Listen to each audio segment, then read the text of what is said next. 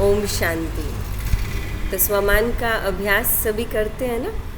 जो रोज़ एक एक स्वमान हमको मिल रहा है, तो उस स्वमान को सिर्फ 21 बार लिखना नहीं, लेकिन लिखने के साथ उसके साथ जो बाबा का टाइटल जुड़ा हुआ है ना, उसके साथ जो बाबा का टाइटल है, उस बाबा के टाइटल की शक्ति को महसूस करना है ना। जैसे देखो, हमारी दादियों ने यही चीज़ अनुभव की। हमारी दादियों ने क्या किया, उस समय तो ये सब बातें कहाँ होती थी कि कोई स्वमान का ये करे, कोई कमेंट्री नहीं होती थी।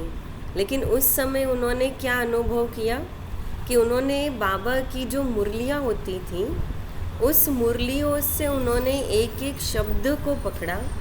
उन्होंने उस मुरलियों की एक एक बातों को इतना उन्होंने अंडरलाइन किया, या ये कह सकते हैं कि उतना उन्होंने एक एक मुरली के जो पॉइंट है, उस एक एक मुरली के पॉइंट को उन्होंने इतना अपने आप में कूट कूट के पक्का किया। और ये बहुत बड़ी बात है।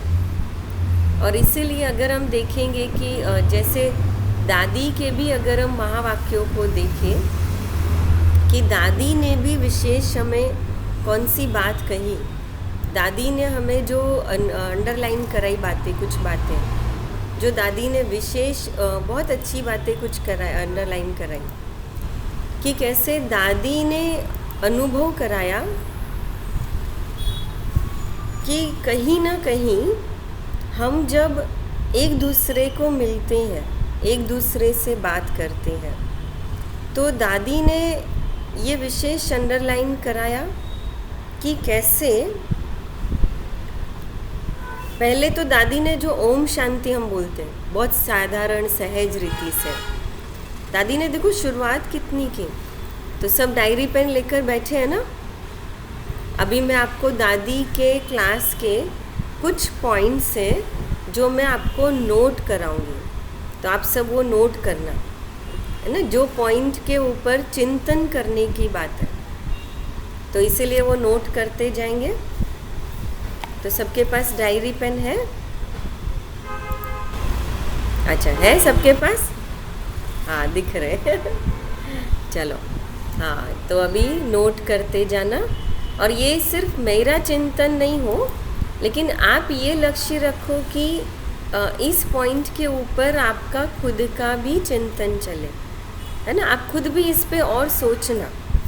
अच्छा, जैसे शुरू की बात अगर हम देखते हैं, तो दादी ने बहुत सुंदर का बात कही कि ओम शांति। जो दादी ने विशेष कहा कि ओम शांति, कि हम शांति बोल तो देते हैं, लेकिन हम ओम शांति के अर्थ में कितना स्थित होते हैं।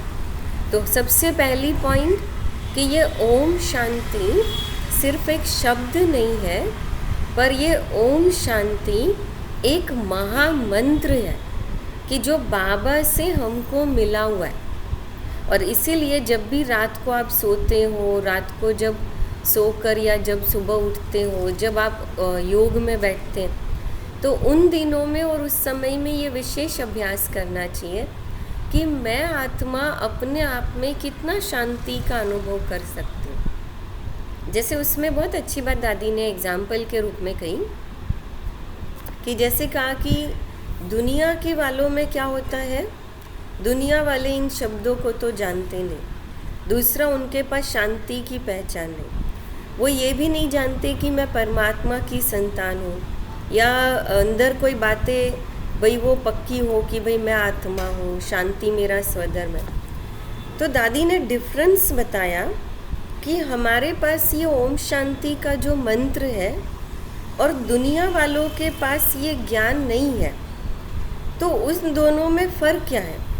जैसे दादी ने एग्जाम्पल बताया कि दुनिया वालों के पास ये महामंत्र कहो ज्ञान नहीं है, और इसलिए क्या होता है कि वो दृष्टि से जो देखते हैं, सुनते हैं, वही दिमाग से लेते हैं और दिमाग से दिल में लेते हैं, और फिर दिल के अंदर अब जो देखा सुना, जो वो क्या है, ज्ञान तो नहीं है, अब बिना ज्ञान के वो देख रहे, सुन रहे, बोल रहे, अंदर ले रहे, दिमाग से अंदर ले रहे, उस पर दिमाग चला रहे, और वही चीज़ वो दिल में ले रहे, और इसलिए उनके दिल में आज क्या है?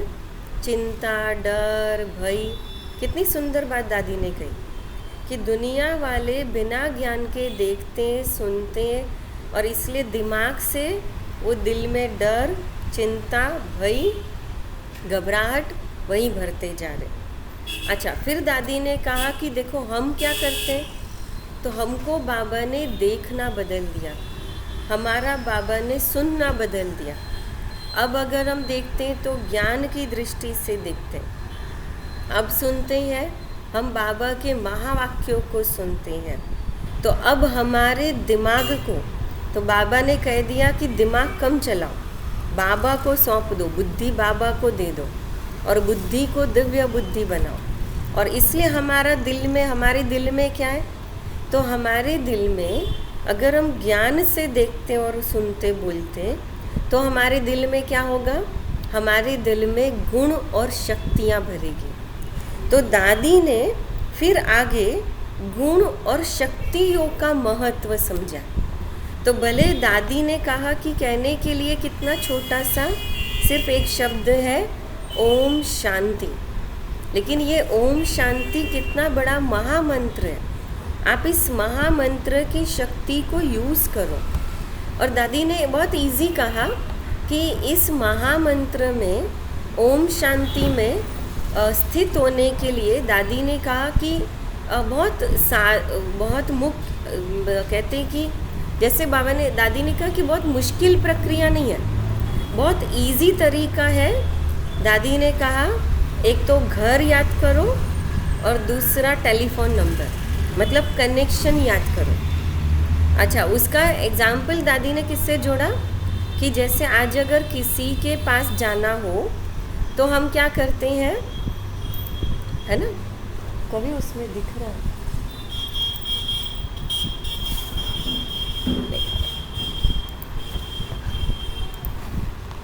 तो जैसे दादी ने कहा कि एक परमात्मा का एड्रेस और दूसरा एड्रेस क्या है, तो care of Brahma Baba, mount Abu, परम धाम, ये एड्रेस है।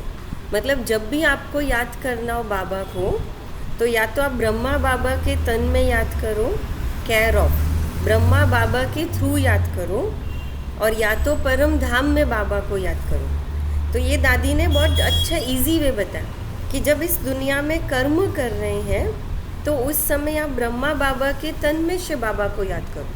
मतलब ब्रह्मा बाबा को भी सामने रखते हुए बाबा के तन में शिव बाबा को याद करना इजी है ना? क्योंकि हम भी बॉडी कॉन्शियस हैं या हम शरीर में हैं, कर्म में। लेकिन जब कर्म से न्यारे है तो परम धाम में याद करो। अच्छा, दूसरा दादी ने कहा टेलीफोन नंबर 0 का अर्थ क्या है?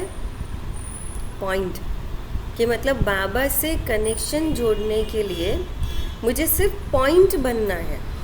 और पॉइंट बनने का अर्थ क्या है कि 1 सेकेंड में अपने आप को चारों तरफ से डिटैच करके सीधा कनेक्शन बाबा से जोड़ना।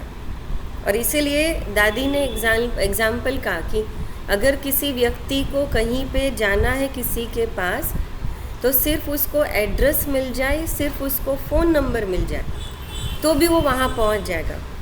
तो बाबा ने कहा, तो हमको कितना क्लियर बता दिया।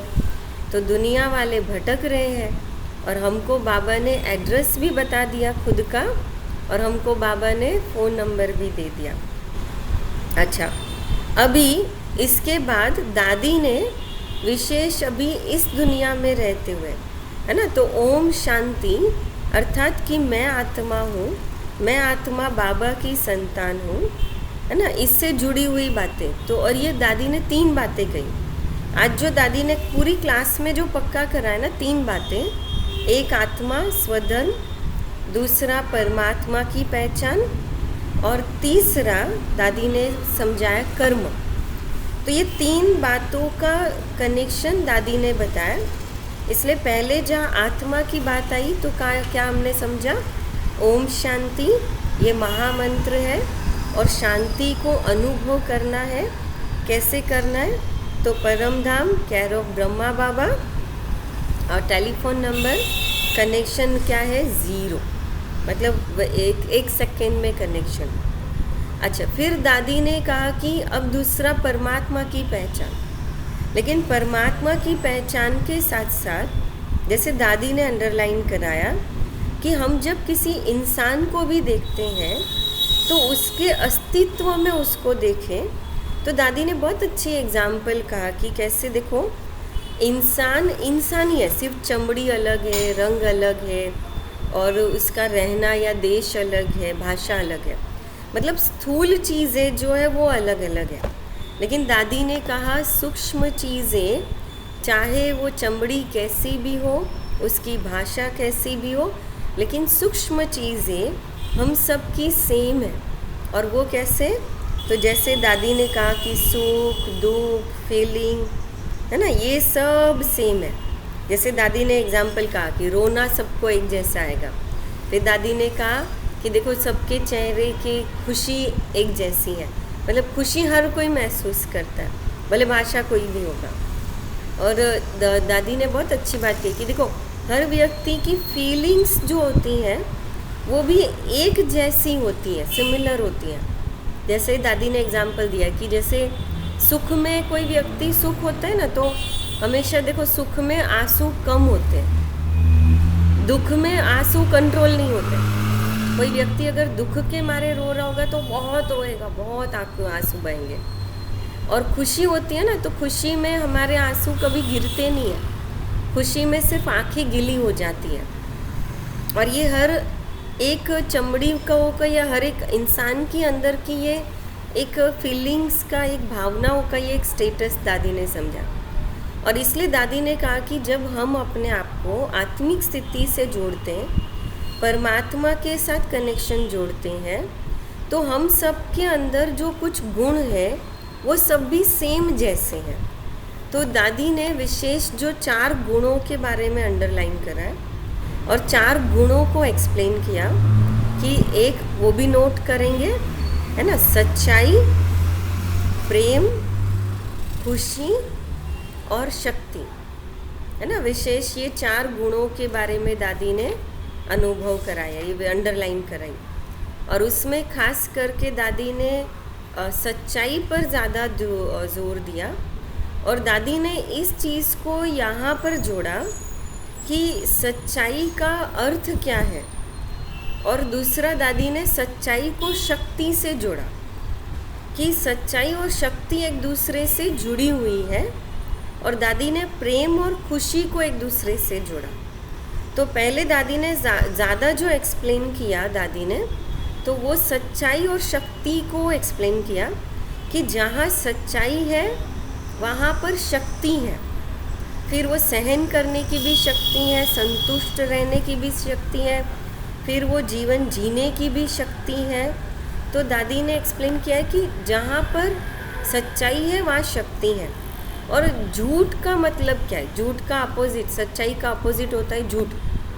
तो दादी ने कहा झूठ का मतलब ये नहीं कि भाई सिर्फ शब्दों में झूठ होता है ना। अभी देखो आज तक कितनी गहरी बातें हैं। आज तक हम सिर्फ शब्दों में जो बोलते हैं ना वो झूठ मानते थे कि भाई इसने देखो बोला कुछ और है, इसने दिखाया कुछ और है, ये बोल कुछ और रहा है, ये सच नहीं बोल रहा है, ये झूठ बोल रहा है। तो आज तक हम सिर्फ शब्दों में झूठ मानते थे। लेकिन दादी ने बहुत सुंदर झूठ की भी परिभाषा बताई, है ना, वो भी नोट करेंगे। जैसे दादी ने कहा कि एक तो दादी ने एग्जाम्पल दिया कि झूठ बोलने की आदत है ना बहुत जल्दी पक्की हो जाती है, क्योंकि सच बोलते हैं ना तो थोड़ा सहन करना पड़ता है, डरना पड़ता है। और आजकल जैसे हम दुनिया में देखते हैं कि झूठ ज़्यादा है, तो लोग सच बोलने से इसलिए थोड़ा पीछे हो जाते हैं। और लेकिन दादी ने कहा कि झूठ की आदत बहुत जल्दी पक्की हो जाती, तो वो भी क्यों पक्की होती है। तो दादी ने इसको एक्सप्लेन किया था कि एक ही लाइन में एक्सप्लेन किया दादी ने कि जैसे ये कमज़ोरी है, ये एक विकर्म है, और इसीलिए जो गलत आदतें होती हैं वो बहुत जल्दी पक्की होती हैं। और उसका सबसे बड़ा रीज़न क्या है कि आत्मा के अंदर भी 63 जन्मों के विकर्म भरे, और इसीलिए जहाँ जैसे हम देखते ना गंदगी होती है ना, तो उसमें गंदगी कोई डालने में सोचता नहीं है, लेकिन अगर कोई चीज़ बहुत अच्छी साफ है तो वहाँ पर कोई गंदगी करने से पहले सोचेगा, है ना। जैसे कई बार वो ब्रिजमोहन भाई वो एग्जाम्पल सुनाते हैं कि आप जैसे कहीं पर जाते हो तो हमेशा चप्पल अगर लाइन से निकाली होगी ना, तो आप भी चप्पल लाइन से निकालोगे, लेकिन अगर जैसे तैसे चप्पल निकाली होगी तो हम भी जैसे तैसे चप्पल निकाल करके आगे बढ़ेंगे। तो एक बहुत कॉमन एग्जाम्पल है कि अगर कहीं सफाई होती है तो ऑटोमेटिक हम खुद हमारे कर्म चेंज होता है। ऐसी आत्मा में 63 जन्म विकर्म विकार भरे हुए हैं। अब वो जो 63 जन्म विकर्म विकार भरे, उसके कारण झूठ बोलने की आदतें बहुत जल्दी पक्की हो जाती हैं, कमज़ोरी की आदतें वो बहुत जल्दी पक्की हो जाती है। तो दादी ने कहा कि जैसे झूठ की एक्सप्लेनेशन दी, परिभाषा है ना, वो चाहे तो नोट कर सकते हैं कि एक तो अपनी भूल छिपाना, है ना। जैसे दादी ने उसमें एग्जाम्पल बताया कि दूसरे की भूल बताना और अपनी भूल छिपाना, तो ये भी झूठ है, फिर भले वो शब्दों में हो कर्मों में हो। और दूसरा जैसे दादी ने कहा अपनी भूल को छिपाना, कई बार जैसे रियलाइजेशन है कि नहीं ये गलत तो है, लेकिन वो एक्सेप्ट नहीं करना कि ये गलत है, हम उसको स्वीकार नहीं करते हैं और ही उसको छिपाने की कोशिश करेंगे, तो दादी ने कहा ये भी झूठ है। फिर कहा कि कोई शिक्षा दे तो नाराज़ होना, ये भी झूठ है, क्योंकि जब कोई शिक्षा देता है तो उसका अर्थ है कि कहीं ना कहीं हमसे कोई भूल है या कोई भूल हो रही है या हुई है, तो उसको चेंज करना है, उसको हमें ठीक करना है।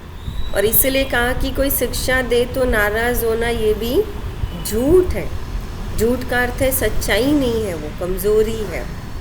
तो दादी ने कहा कि सच्चाई वाला फिर कैसा होगा, तो दादी ने एक्सप्लेन किया कि जो सच्चाई वाला है वो हमेशा संतुष्ट होगा, है ना, ये नोट करेंगे। तो झूठ की परिभाषा बताई दादी ने, मतलब ये चेकिंग की बात बताई। झूठ की परिभाषा क्यों बताई, ये इनडायरेक्टली दादी ने वो चेकिंग बताया कि मैं आत्मा अगर कितनी सच्ची हूँ, ये अगर मुझे समझना है तो पहले मुझे चेक करना पड़ेगा कि कहीं मेरे अंदर कोई झूठ की परसेंटेज तो नहीं है। अगर मेरे अंदर झूठ की परसेंटेज ज़्यादा है तो उसका अर्थ है कि सच्चाई की परसेंटेज कम है। अगर सच्चाई की परसेंटेज कम होगी तो आत्मा हूँ या परमात्मा की संतान हूँ या ज्ञान की बातें शब्दों में सुन लेंगे, लेकिन वो अनुभव नहीं कर पाएंगे।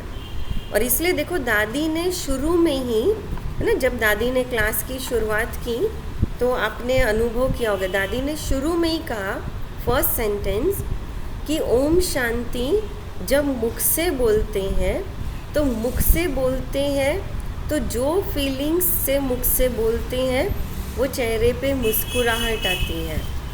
माना जैसा हम बोलते हैं वैसे मुस्कुराहट, तो चेहरे पे वो फीलिंग्स आती है। माना अंदर जो फीलिंग्स वो चेहरे पे अपने आप आती है। और इसीलिए दादी ने ये सच्चाई की बात कही। तो अब सच्चाई कैसी होगी या सच्चा कैसा होगा, तो जिनकी लाइफ में जीवन में सच्चाई है तो उनका जीवन, दादी ने कहा, एक संतुष्ट, दूसरा वो खुश होंगे, है ना। पहला संतुष्ट होंगे, जो है जैसा है, वो कभी भी अपनी लाइफ में स्ट्रगल महसूस नहीं करेंगे, वो कभी भी अपनी लाइफ में हार महसूस नहीं करेंगे। हमेशा एक के बाद एक संघर्ष, या ये कहे कि हमेशा एक चैलेंज एक्सेप्ट करने के लिए उमंग उत्साह रहेगा। खुश होंगे, खुश का मतलब ये नहीं कि बातें नहीं आएगी, बातें आएगी, लेकिन खुशी का लेवल इतना हाई होगा कि उनको वो बातों का प्रभाव उनके ऊपर नहीं पड़ेगा। अच्छा, ये इसके लिए दादी ने एग्जाम्पल दिया कि जीवन में सच्चाई और ज्ञान का अनुभव है तो हमारी स्थिति कैसे मजबूत होगी, हमारे अंदर कैसे परिस्थितियों का, बातों का सामना करने की, सहन करने की मतलब शक्ति आ जाती है। तो दादी ने 2 एग्ज़ाम्पल दिए। एक दादी ने ब्रिजेंद्रा दादी का एग्ज़ाम्पल दिया कि देखो ब्रिजेंद्रा दादी, तो दादी ने एग्ज़ाम्पल दिया, आपने सुना होगा ना क्लास की, दादी ने एग्ज़ाम्पल दिया कि कैसे दादी कितने अच्छे परिवार से थी, दादी कितने अच्छे, उनके भाई उनको राजकुमारी की तरह रखते थे, मतलब इतने पैसे वाले घर से थी, धनवान परिवार से थी, और उन्होंने, उनके भाइयों ने भी उनको जैसे कि वैसे ही पाला था, है ना, जैसे हम देखते हैं कहानी में, हमने सुना भी है ब्रह्मा बाबा की जीवन कहानी में।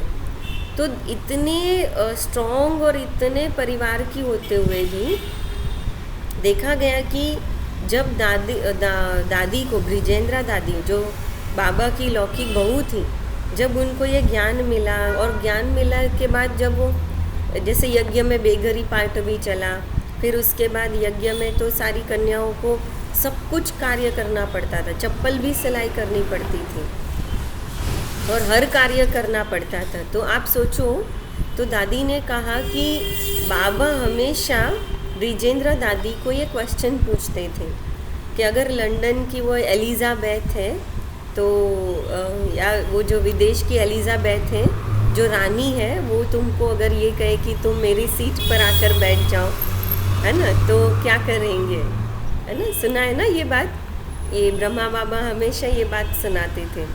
तो आप सोचो ब्रिजेंद्रा दादी जो इतने धनवान परिवार से थी, और जैसे बाबा हमेशा उनको जब पूछते थे कि भाई तुमको अगर ऐसा कोई मिल जाए और वो रानी तुमको कहे कि भाई तुम अभी मेरी सीट पे बैठ जाओ लेकिन ये ज्ञान छोड़ दो, तो क्या करेगी? तो दादी कहती थी मैं कभी नहीं जाऊंगी, इतना नशे से। जानकी दादी ने जब ये बात सुनाई ना, तो दादी इतना नशे से ही कहती कि, दादी कहती थी मैं नहीं जाऊंगी, मुझे नहीं चाहिए, मुझे ज्ञान चाहिए, भगवान मिला है मुझे। तो दादी को इतना खुशी होती थी भगवान मिलने की कि वो अल्पकाल का ये रानी का पद भी उनको उसके सामने फीका लगता था। और दूसरा एग्जाम्पल उन्होंने जयंती बहन का दिया कि 3 साल तक भी कैसे उनके फादर है वो नाराज़ रहे कि भाई मैंने इसको लंदन में पढ़ाया, मैंने इसको इतना पढ़ाया, तो क्या इसके लिए पढ़ाया कि ये वाइट साड़ी पहन ले? क्योंकि जयंती बहन भी बहुत छोटे थे, 14-15 साल, और तभी उन्होंने फैसला कर लिया था अपने जीवन का कि भाई उनको ये जीवन समर्पित जीवन रूप में जीना है। तो वो भी एक अलग हिस्ट्री है कि कैसे वो दादी के साथ वो रहे पूना में, और वो काफ़ी समय तक दादी के साथ उन्होंने बिताया, उन दादी से वो सीखे। तो दादी वही सुना रही थी कि जयंती बहन को इतना नशा, है ना, जयंती बहन, फिर रोज़ी बहन को जैसे दादी ने याद किया, तो इतना नशा था उनके जीवन में खुशी का कि भगवान मिला है, ज्ञान मिला है, कि उनको ये जो आने वाली परिस्थितियां हैं उनके सामने, वो सब परिस्थितियां उनको कभी रोक नहीं पाई आगे बढ़ने से। और दादी ने तीसरी जो बात कही है ना, जैसे ये प्रेम और खुशी के साथ दादी ने जोड़ा कि ये दादी ने इसलिए जोड़ा कि जैसे कहा ना दादी ने कि देखो इस ज्ञान से हमारे दिल के अंदर कितना गुण और शक्तियाँ भर जाती हैं। तो ये दादी ने 4 जैसे सच्चाई, प्रेम, खुशी, शक्ति, दादी ने इसको जैसे कि एक्सप्लेन किया। और दादी ने इसमें ऐड किया कि जैसे चोरी करने की आदत, झूठ बोलने की आदत, और ये जो आदत होती है, क्योंकि जब ये संस्कार पक्के होते जाते हैं, मतलब कमज़ोरी के संस्कार, तो दादी ने कहा कि उस व्यक्ति के अंदर कभी शांति नहीं होगी। क्यों शांति नहीं होगी? क्योंकि उसको हमेशा डर लगेगा। तो दादी ने जैसे एग्जाम्पल दिया कि पुलिस कहीं और आई है, लेकिन पुलिस को देख कर के डर उसको लगेगा। अब पुलिस को देख कर क्यों डर लगना चाहिए ना? अब जबकि उसको कुछ नहीं कर रही, उसको नहीं पकड़, लेकिन तो भी उसके अंदर डर लग रहा है। क्यों? क्योंकि उसने चोरी की है, क्योंकि उसने झूठ बोला है। और वो दादी ने बहुत अच्छा एक्सप्लेन किया। क्यों? क्योंकि हमारी अंतरात्मा हमारे कर्मों को देखती है। और इसलिए दादी ने एक लाइन कही, ये ज़रूर नोट करनी जैसी लाइन है, कर्म राजाई देते हैं, अर्थात भाग्य हमारे हाथ में होता है ना। अगर हम ये छोड़ दे कि जाने दो, जो मिलना है मिले, मैं नहीं अभी मेहनत कर सकती, है जितना उतना ठीक है, तो नहीं हो सकता है। तो मतलब जैसे एग्जाम्पल सुना है कि दादी ने कहा कि कर्म राजा ही देते हैं, कि इसीलिए दादी ने एक्सप्लेन किया कि कैसे हमारे कर्म ही वो राजाई का आधार है। और इसलिए दादी ने कहा कि अगर हमारे पास अच्छे गुण होंगे, हमारे अच्छे कर्म होंगे, तो ये दुनिया की कितनी भी बड़े से बड़ी पोजीशन, पैसा होगा, वो उसके सामने कुछ नहीं है। ये दादी ने कितने ठोक करके कहा। इसलिए दादी ने ब्रिजेंद्रा दादी, जयंती बहन, उनका एग्जाम्पल दिया कि अगर अच्छे गुण और अच्छे कर्म हमारे साथ हैं तो ये पैसा, पोजीशन, ये कुछ नहीं है। मतलब कि कहने का भाव दादी का था कि उसकी जो कमी है, उसकी कमी आपको कभी जीवन के अंदर महसूस नहीं होगी।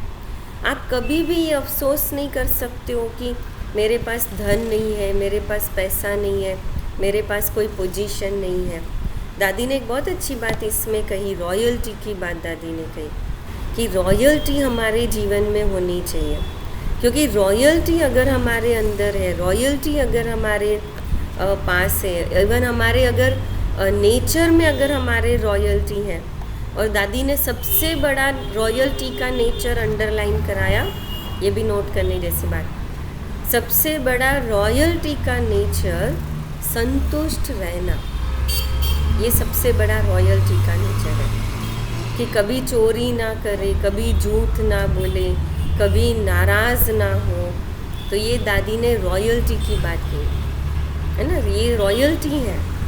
जो अगर ये बातें हैं, थोड़ा चोरी, झूठ बोलने की आदत, थोड़ा नाराज़ होने की नेचर है, तो बार बार नाराज़ होने की नेचर, तो दादी ने कहा कि वो रॉयल्टी नहीं है, और उसको हम जीवन में संतुष्टता भी नहीं कहेंगे। और दादी ने एग्जाम्पल कहा कि देखो आप यहाँ पर आते हो, दादी ने एग्जाम्पल कहा मधुबन के अंदर, मतलब जहाँ रॉयल्टी होती है, जहाँ सच्चाई होती है, और ख़ास करके जहाँ सफाई होती है, तो वो कैसे अच्छा लगता है। दादी ने उसका एग्जाम्पल दिया।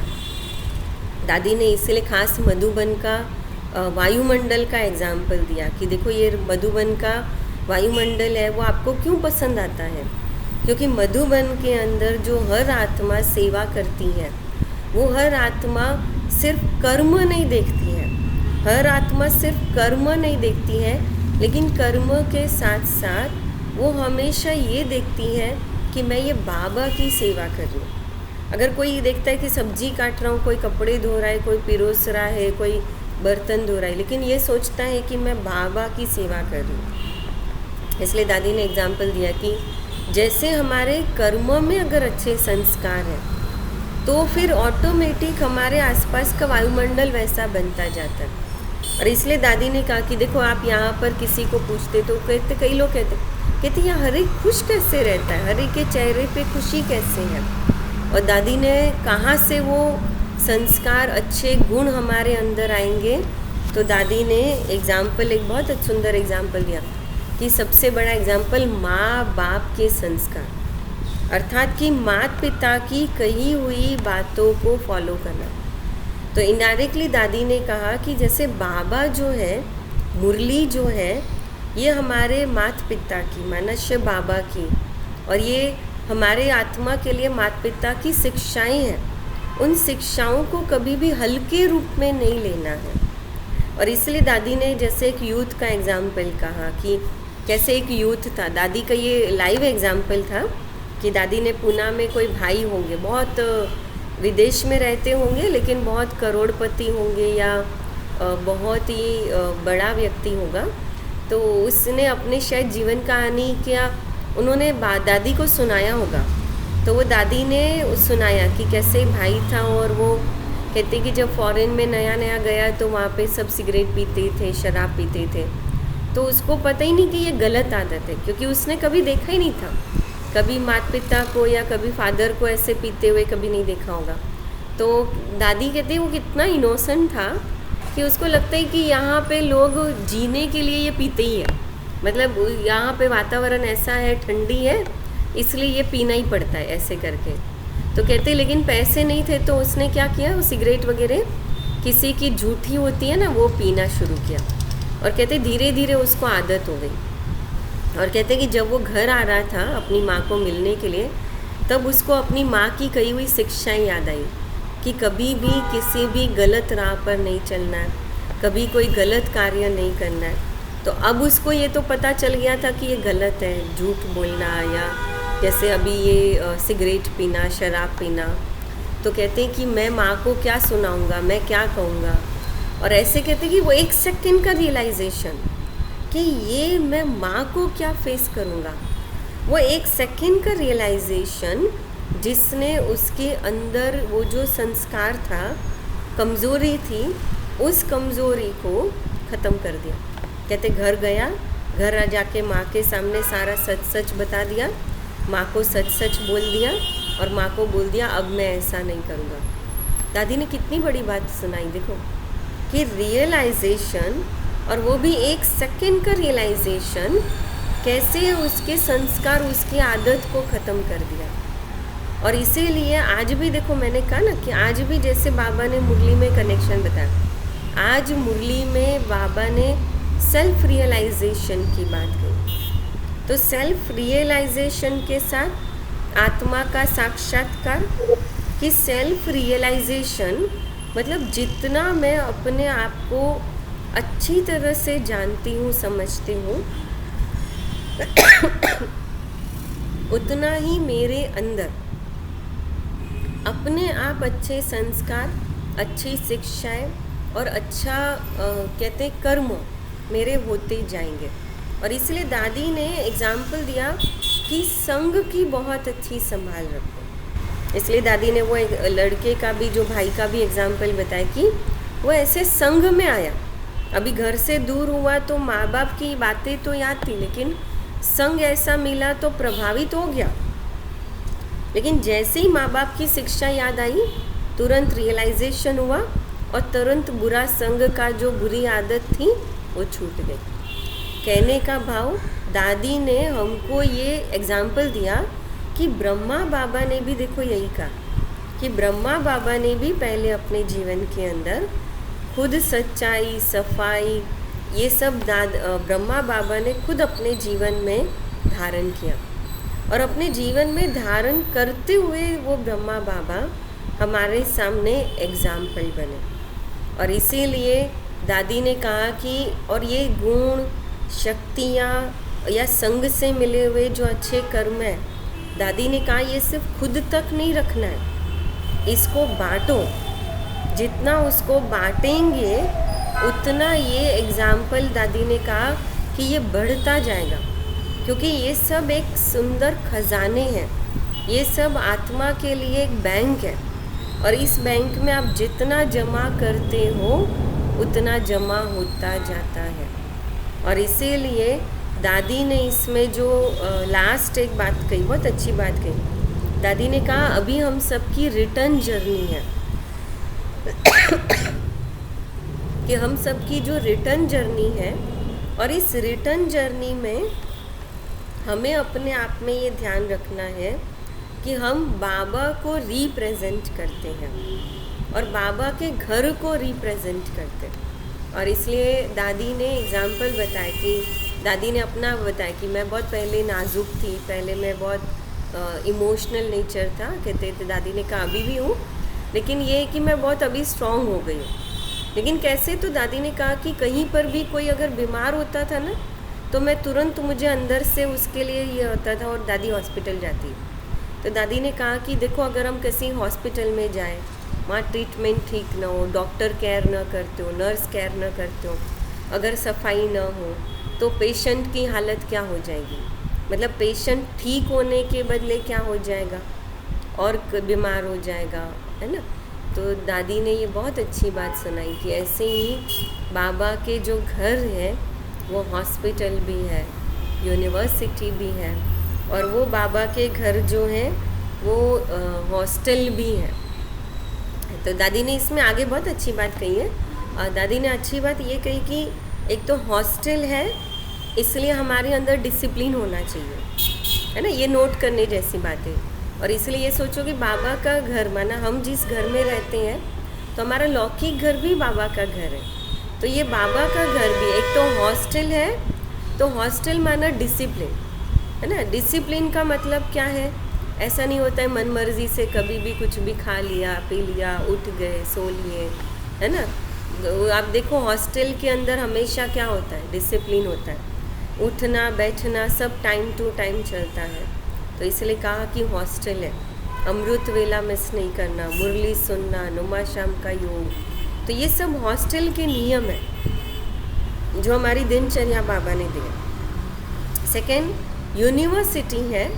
तो यूनिवर्सिटी में बाबा, जैसे दादी ने आगे कहा कि ये पढ़ाई है ना। तो दादी ने कहा कि यूनिवर्सिटी का अर्थ होता है पढ़ाई, कि रोज़ सिर्फ मुरली सुनना नहीं है शब्दों में कि भाई बैठ कर के सुन लिया बस, तो मतलब हमको लगता है काम पूरा हो गया। उस मुरली को चिंतन करना यूनिवर्सिटी है। जैसे जैसे हाई स्टैंडर्ड हाईएस्ट होता है ना, तो उतना पढ़ाई जो है बहुत सीरियस हो जाती है, उतना पढ़ाई मजबूत करनी पड़ती है। तो यूनिवर्सिटी का अर्थ होता है स्टडी, पढ़ाई, कि मुझे इसको चिंतन में लाना है, ज्ञान को लाइटली नहीं लेना है, ज्ञान को बस ऐसे ईजी नहीं लेना है, लेकिन उसको चिंतन सीरियसली, इसकी इस ज्ञान की बहुत वैल्यू है। और जिस चीज़ की जितनी वैल्यू है उतनी वैल्यू अगर हम नहीं करेंगे तो उसका रिटर्न भी उतना नहीं मिलेगा, है ना। जैसे मुझे वो हमेशा एक कहानी याद आती कि जैसे वो मैं हमेशा कहानी सुनाती हूँ ना, कि एक भाई जो एक राजा होता है और एक जंगल में भटक जाता है, और एक लकड़हारे के घर पे, जंगल के बीच एक घर होता है लकड़हारे का, कि जो लकड़ियाँ काट के कोलसा बना के जंगल गांव में जाके बेचता है। तो राजा को थोड़ा वहाँ पे खाना पीना वो देता है, उसकी मदद करता है, और उसको फिर से राजमहल का रास्ता वो दिखाता है। तो राजा बहुत खुश हो जाता है। और फिर क्या राजा क्या करता है, उसको चंदन का पूरा एक जंगल है वो गिफ्ट करता है, बगीचा गिफ्ट करता है। और फिर कुछ सालों के बाद जब वो राजा उनके पास जाता है देखने, तो देखता है वो तो व्यक्ति की हालत अभी भी वैसी की वैसी है, वो वैसी ही झुपड़ी में रह रहा है। तो राजा को समझ में नहीं आता है। तो देखता है कि वो क्या करता है, जैसे वो दूसरी लकड़ियाँ काट के जला के कोयला बना के बेचता था, अभी वो वैसे ही चंदन की लकड़ियों को भी काट के जला के कोयला बना के बेचता है। तो वो राजा उसको कहता है कि अच्छा आज एक दिन मेरी बात मानो, इसको बिना जलाए ऐसे ही बेच कर आओ। और जब वो जाता है, पहले तो सोचता है ऐसे कैसे हो सकता है, ऐसे कैसे होगा, और जब वो ऐसे ही बेच कर आता है तो पता चलता है कोलसे से भी कई गुना ज़्यादा कीमत उसको मिली, माना उस लकड़ी की उतनी कीमत थी, लेकिन उसको ज्ञान ही नहीं था, उसको समझ ही नहीं थी। तो कहने का भाव कि दादी ने जैसे कहा, ये ज्ञान की अगर हम उतनी वैल्यू करेंगे तो हमको वो रिटर्न मिलेगा। अगर हम इस ज्ञान को जैसे बाहर की नॉलेज या वैसे ही लेंगे तो उसका रिटर्न कभी जीवन के अंदर महसूस नहीं होगा। और फिर उसमें दादी ने कहा ये बाबा का घर है। तो जहाँ पर घर आता है वहाँ माता पिता की बात आती है। तो घर के साथ जुड़ा है पेरेंट्स, माता पिता का संबंध, कि माना बाबा को बार बार याद करना, माँ बाप की शिक्षाओं को याद करना। और फिर लास्ट आता है हॉस्पिटल। तो हॉस्पिटल की बात आई तो सेम वही सच्चाई, सफाई, केयरिंग, है ना। तो ये बात है। और इसीलिए दादी ने लास्ट ये कहा कि जैसे यहाँ पर कहा बाबा का घर है, बाबा की यूनिवर्सिटी है, हॉस्टल है, हॉस्पिटल है। तो दादी ने हंसते हंसते जैसे कहा कि तो बोलो अब इसका रिटर्न हम बाबा को क्या देंगे, अब इसकी फीस हम बाबा को क्या देंगे, है ना। अभी वैसे तो हॉस्टल में होते तो कितना भरना पड़ता है। आज अगर देखो दुनिया में हॉस्पिटल में आज कीमत पता चल रही है ना हमको। आज हॉस्पिटल में अगर कोई थोड़ा बीमार हो जाए ना, तो हम देखते हैं ना कि लाखों में बिल निकलता है, लाखों में हॉस्पिटल में जाएंगे तो। और देखो बाबा ने हमको हॉस्पिटल से बचाया हुआ है ना, बीमारी से बचाया हुआ है। तो दादी सुना रही थी, हंसते हंसते पूछ रही, दादी कितनी फीस देंगे बाबा को, बोलो कितनी फीस देंगे बाबा को, क्या देंगे बाबा को। गीता बहन, विनिया बहन, क्या देंगे बाबा को। नहीं, सच्चाई सफाई से चलना है। वो रिटर्न तो जरूर देंगे। है ना, सच्चाई सफाई से। और क्या देंगे। तुलसा बहन, हाँ विनिया बहन, क्या देंगे बाबा को गिफ्ट? किशोर भाई, चलो बाबा के बड़े हम शुक्राने स्वयं तो बाबा के ही है ना। करते शुक्रिया। हैं। शुक्रिया बाबा का वो बड़ा हाँ हाँ किशोर भाई, क्या आज की हम तो बात? हम तो स्वयं बाबा के ही है। ये तो मोटी मोटी बातें हो गई, स्वयं बाबा की बाबा है। की बहुत बहुत कृपा है हमारे ऊपर। हाँ कृपा है बाबा की बहुत बहुत बहुत कृपा है हाँ, हमारे बाबा की बहुत कृपा है ना। तो फिर कृपा क्या है हमारे पुरुषार्थ पुरुषार्थ क्या करेंगे? आज हम दादी को क्या रिटर्न देंगे? जितना दादी को और बाबा को क्या रिटर्न देंगे हम? शोभा बहन, क्या रिटर्न देंगे हम? हम्म, शुक्रिया करेंगे, शुक्रिया हाँ शुक्रिया करेंगे ना। और शुक्रिया याद के याद शुक्रिया करेंगे, याद करेंगे, है ना। और उसके साथ साथ विशेष हम कुछ ना कुछ पुरुषार्थ का लक्ष्य रखें, है ना। जैसे आज आज हमने सुना जो, उससे अपने आप में लक्ष्य रखें कि मुझे कुछ ना कुछ अपने आप में ज़रूर परिवर्तन लाना है। और जैसे बहुत सुंदर ये दादी ने देखो कितनी अच्छी बात कही, मैंने पूरा क्लास 2 बार सुना। हाँ हाँ, है ना, दादी ने बहुत सुंदर बातें कही। इसलिए जिन्होंने मिस किया हो ना, तो ये तो भले रिवाइज हुआ, लेकिन दादी के शब्दों में ज़रूर सुनना क्लास। और अभी आप गुलजार शायद दादी का दीदी नहीं नहीं, गुलजार जानकी दादी दादी का है का ना? योग भट्टी में डाला है, कल का डाला है, कल या परसों का है ना। तो ये जो योग भट्टी में रोज़ क्लास डालते हैं ना ग्रुप में, उसमें है, जानकी दादी का डाला है। अभी रोज़ एक क्लास डालते हैं ना सुनने के लिए। हाँ नागनाथ भाई, जी, दादी ने बहुत उमंग उल्लास में सुनाया था एक्चुअली। इतना उल्लास था दादी का, उमंग इतना था कि बस। हाँ मैंने पहली बार तो सुना और लिखने के लिए बैठी तो मैं तो दादी का चेहरा ही देखती रह गई। हाँ जी, हाँ जी, बहुत बहुत उमंग उल्लास था। फिर जैसे दूसरी बार वापस लिखने के लिए बैठी। एक्शन रिएक्शन बहुत था दादी का। हाँ। और सच में देखो, दादी को जब सुनते हुए देखते हैं ना, तो दादी का वो इतना नशा दादी के चेहरे से दिखता है वो। तो इसलिए आप सबको कहा ना कि जिन्होंने नहीं सुना हो तो वो ज़रूर सुनना। और अच्छा लगता है ना, इस बहाने रोज़ किसी न किसी दादी का और महारथियों का। ऐसे ही मनोहर दादी का भी सुना सबने, बाबा के अनुभव, बाबा के साथ के अनुभव, है ना। मनोहर दादी का जो भेजा था, तो मनोहर दादी ने भी देखो बाबा के जीवन की कितनी सारी बातें उन्होंने सुनाई, है ना। इसलिए लक्ष्य रखे कि कम से कम रोज़ की जो क्लासेस भेजते हैं ना, वो एक बार ज़रूर सुन लें। इसको ऐसा करेंगे ना, देखिए ऐसा। हाँ जी, है ना। चलो ठीक है, सबकी तबीयत ठीक है। चलो, तो अभी हम फिर से योग करेंगे, है ना, विशेष याद करेंगे। और फिर से मैं आज भी ग्रुप में लिंक भेजती हूँ, है ना। और उसी लिंक पर फिर हम सब मिल कर के योग करेंगे। चलो, उसके पहले 2 मिनट बाबा को बहुत दिल से याद करते हुए जो हमने क्लास सुना, उस क्लास की पॉइंट को रिवाइज करेंगे। चलो, पहले 1 मिनट ओम शांति के मंत्र में सिद्ध हो जाए। ओम शांति का महामंत्र, जैसे दादी ने कहा, ये बहुत बड़ा महामंत्र है। अपने मन के अंदर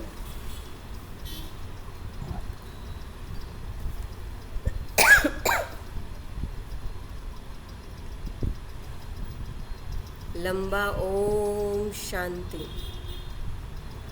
लेकिन अनुभव के साथ कि मैं एक आत्मा हूँ। आसपास भले कितना भी आवाज़ या कुछ भी हो, लेकिन शांति मेरा स्वधर्म है।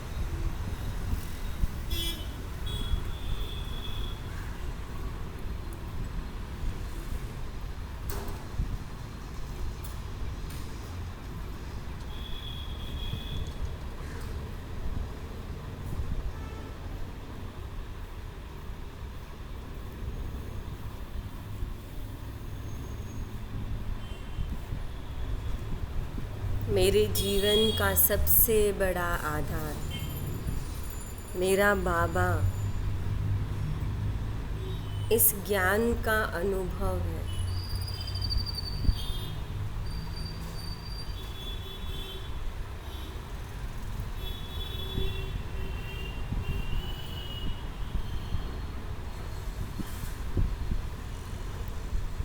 महसूस करें